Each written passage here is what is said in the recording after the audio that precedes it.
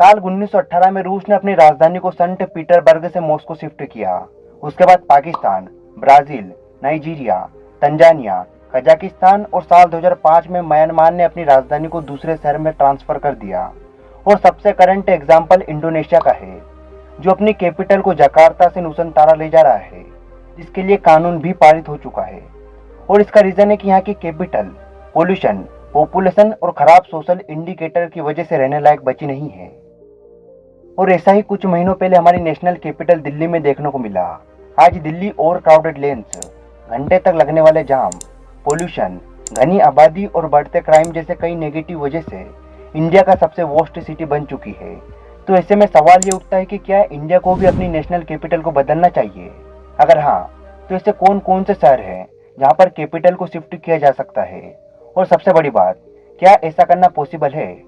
चलिए इन सभी के बारे में जानते हैं आज के इस वीडियो में।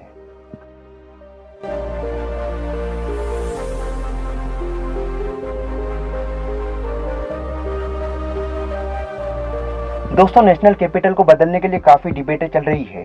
कोई कह रहा है कि भाई इसे दिल्ली से शिफ्ट कर साउथ में या फिर किसी भी बीमारू स्टेट लाइक बिहार, मध्य प्रदेश, राजस्थान और उत्तर प्रदेश ले जाना चाहिए। और कहीं नहीं तो कम से कम सेंट्रल इंडिया के किसी भी एक अच्छे शहर में शिफ्ट कर देना चाहिए, जिससे सभी के लिए अपनी कैपिटल तक पहुंचना और भी आसान हो जाएगा। दिल्ली को राजधानी से हटाने के पीछे एक बड़ी वजह इसकी जियोग्राफिकल लोकेशन भी है। बता दें कि दिल्ली नॉर्थ इंडिया के एकदम सेंटर में लोकेटेड है, जिससे हमारे दो सबसे बड़े दुश्मन देशों की दूरी बहुत कम है। जैसे अगर पाकिस्तान की बात करें तो इनके बीच का डिस्टेंस महज 450 किलोमीटर का है। वही अक्साई चीन की दूरी 730 किलोमीटर की है। ऐसे में लड़ाई के टाइम या फिर अन्य किसी भी कारण से दिल्ली पर एक्सटर्नल अटैक के चांस ज़्यादा है, क्योंकि जब तक पुलिस फोर्स या फिर सिक्योरिटी एजेंसीज अलर्ट होंगी तब तक तो मिसाइल अपने टारगेट तक पहुंच जाएगी। यानी सिक्योरिटी पर्पज से दिल्ली पूरी तरीके से सेफ नहीं है। इसके अलावा देश की कैपिटल होने की वजह से दिल्ली में सेंट्रलाइजेशन भी हुआ, जिस वजह से देश की डेवलपमेंट में कई इशू देखे जाते हैं। दरअसल देश के इतने बड़े हिस्से के लिए पॉलिसी दिल्ली में ही बनती है, जिससे कि देश के दूर दराज और पिछड़े हिस्सों पर सरकार की कभी नजर ही नहीं जाती।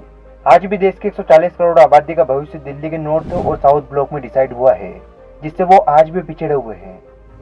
साथ ही इस पावर सेंट्रलाइजेशन की वजह से यहाँ पर अर्बनाइजेशन भी तेजी से हुआ, जिससे जन्म हुआ पोल्यूशन, पॉपुलेशन और लो स्टैंडर्ड ऑफ लिविंग का, जिन्होंने दिल्ली को खोखला कर दिया। क्योंकि अर्बनाइजेशन की वजह से यहाँ देश भर से लोग आते हैं, जिसमें से ज़्यादातर लोगों की आर्थिक स्थिति खराब होती है। ऐसे में ये लोग दिल्ली पर एक्स्ट्रा बर्डन बन जाते हैं। आप जानकर हैरान हो जाओगे कि आज दिल्ली आबादी के मामले में ऑस्ट्रेलिया, नॉर्थ कोरिया और नेपाल जैसे देशों से भी बड़ा है। दिल्ली की आबादी 3.3 करोड़ से भी ज़्यादा है। और जहाँ पर आबादी ज़्यादा होगी तो वहाँ पर क्राइम भी ज़्यादा ही होगा। आज दिल्ली क्राइम के हर चार्ट में टॉप पर है। एक रिपोर्ट की माने तो देश में 41% क्राइम अकेले दिल्ली में ही होते हैं। यानी कि देश में होने वाले हर एक 5 क्राइम में से 2 तो सिर्फ दिल्ली में ही होते हैं। और यही कारण है कि देश के कई लोगों को लगता है कि इंडिया को अपनी कैपिटल को चेंज कर देना चाहिए। दोस्तों, कैपिटल शिफ्ट करने के डिबेट में बहुत सारे अलग अलग सजेशन दिए जाते हैं, जिसमें कुछ लोग इस बात की वकालत करते हैं कि भारत को अपना कैपिटल सदर्न पार्ट में शिफ्ट करना चाहिए। बड़े पॉलिटिकल राइटर किंग संगनाक इस आर्ग्यूमेंट पर कहते हैं कि आज साउथ ईस्ट एशिया की बहुत सी कंट्रीज में हिंदुइज्म को ओपनली प्रैक्टिस किया जाता है, जिसमें थाईलैंड, कंबोडिया और इंडोनेशिया जैसे देश कई शामिल हैं, जहां राम और उनकी कहानियां खूब पॉपुलर है, जिसे वहां तक पहुंचाने में सबसे बड़ा रोल साउथ इंडिया का था। लेकिन इस बारे में हमें आमतौर पर बताया नहीं गया, क्योंकि हमारे देश के इतिहास को हमेशा दिल्ली को केंद्र में रखकर बताया गया है। ऐसे में उनका कहना है कि दिल्ली को सेंटर में रखने के चलते भारत की असली पहचान लोगों के सामने नहीं आ पाई है। और आज जब दिल्ली एक अर्बन जंगल बन चुकी है तो इंडिया को अपनी कैपिटल को नॉर्थ से साउथ ले जाना चाहिए। जब बात अगर लोकेशन की हो तो मैसूर, बेंगलोर और आंध्र प्रदेश के रास्ते में पड़ने वाली किसी ग्रीनफील्ड साइट या फिर हैदराबाद को देश की कैपिटल बनाना चाहिए। हैदराबाद को कैपिटल बनाने का सुझाव डॉक्टर भीमराव अंबेडकर और महाराष्ट्र के एक्स गवर्नर श्री विद्यासागर राव ने दिया था। हैदराबाद भी दिल्ली की तरह सेंट्रल में है। जैसे दिल्ली नॉर्थ के लोगों के लिए पास पड़ती है, वैसे हैदराबाद साउथ के लोगों के लिए भी पास पड़ती है, जिससे दोनों रीजन के बीच तालमेल भी अच्छा बना रहेगा। वही हैदराबाद के बाद साउथ की और सिटीज की बात करें तो इसमें अगला नाम चेन्नई का आता है, जिसे भारत में द डेट्रॉइट ऑफ इंडिया भी कहा जाता है। देश के अगले कैपिटल बनने की कैपेबिलिटी के साथ चेन्नई एक अच्छा ऑप्शन है। क्योंकि इससे चीन और पाकिस्तान के बीच की दूरी बढ़ जाएगी।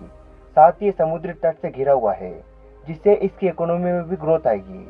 इसके अलावा साउथ इंडिया का सबसे बड़ा शहर बेंगलुरु भी कई बार देश का अगला कैपिटल बोला जाता है। हालांकि बेंगलुरु की सबसे बड़ी प्रॉब्लम यहाँ का ट्रैफिक है, और ये प्रॉब्लम इतनी बड़ी है कि इससे इंडिया के ट्रांसपोर्ट मिनिस्टर नितिन गडकरी ने भी हार मान ली।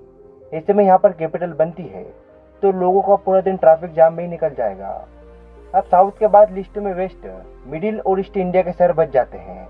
अगर ईस्ट इंडिया की बात करें तो यहाँ सबसे बेस्ट ऑप्शन कोलकाता ही है, जो दिल्ली से पहले इंडिया की राजधानी रह चुका है। यानी कोलकाता को पहले से ही देश की कैपिटल होने का एक्सपीरियंस है। लेकिन आज कोलकाता की कंडीशन ऐसी नहीं है कि उसे नेशनल कैपिटल बनाया जा सके। आज कोलकाता की पॉपुलेशन, पॉल्यूशन और पॉलिटिक्स ने इसे रहने लायक छोड़ा नहीं है।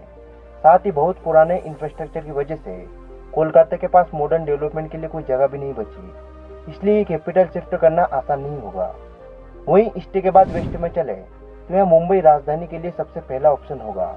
बट मुंबई भी कोलकाता की तरह इतनी ज़्यादा पोल्यूटेड हो चुकी है कि उसे कैपिटल बनाने का मतलब है कि उसके ऊपर एक्स्ट्रा बर्डन डालना।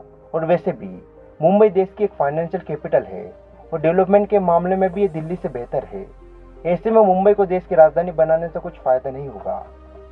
वहीं अगर सेंट्रल इंडिया की बात करें तो इसमें सबसे पहला ऑप्शन नागपुर होगा, क्योंकि अगर हम देश की एक्यूरेट सेंटर को ढूंढे तो वो लोकेशन नागपुर होगी। देश के बीचों बीच बसा ये शहर नॉर्थ और साउथ से इक्वल डिस्टेंस पर पड़ता है। वही नेशनल सिक्योरिटी के लिहाज से भी ये नागपुर सभी थ्रेट से दूर है। ना ये किसी के साथ इंटरनेशनल बॉर्डर शेयर करता है और ना ही किसी सी रूट से। सिक्योरिटी के अलावा लैंड की बात करें तो दिल्ली में डेवलपमेंट के लिए कोई जगह बची नहीं है, जबकि नागपुर में वास्ट लैंड की अवेलेबिलिटी है।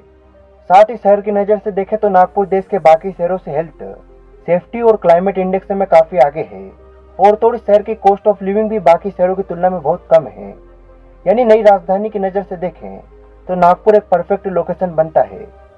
और रही बात राजधानी को शिफ्ट करने की, तो इससे पहले कई देश अलग अलग रीजन से ऐसा कर भी चुके हैं। इनफैक्ट भारत ने भी फरवरी 1911 में अपनी राजधानी को कोलकाता से दिल्ली शिफ्ट किया था। लेकिन दोस्तों, आपको क्या लगता है, क्या भारत को अपनी कैपिटल बदलनी चाहिए या नहीं? ये कमेंट बॉक्स में जरूर बताना। फिलहाल दोस्तों, आज के लिए बस इतना ही। फिर मिलते हैं किसी अगले वीडियो में। तब तक के लिए जय हिंद, जय भारत, बाय बाय।